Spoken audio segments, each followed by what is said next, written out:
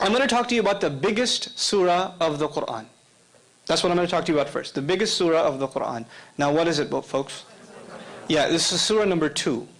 Surah number 2. This surah, this biggest surah, number 2, is made up of how many ayahs?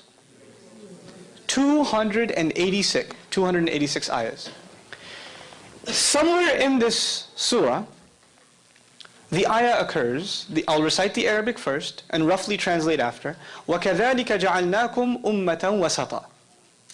Thus we made you a middle nation. One of the utterances in this surah that's found in here is, thus we made you a middle nation. Now what's the Arabic word for middle? Wasat. The Arabic word is wasat. You don't have to know that. But know that this statement, this declaration occurs in this surah. This surah, was it written or was it delivered in the form of speech? Speech. And also, as a historical comment, it wasn't delivered at once. It took almost 10 years to be revealed. So this one surah was coming piecemeal. And while it was coming down, pieces of other surahs were also being revealed. And the messenger would instruct his companions, these ayahs belong to this surah and those ayahs belong to that surah. But when the whole thing is said and done, Baqarah, the second surah, is made up of 286. And in ayah number, listen to this carefully now, in ayah number 143,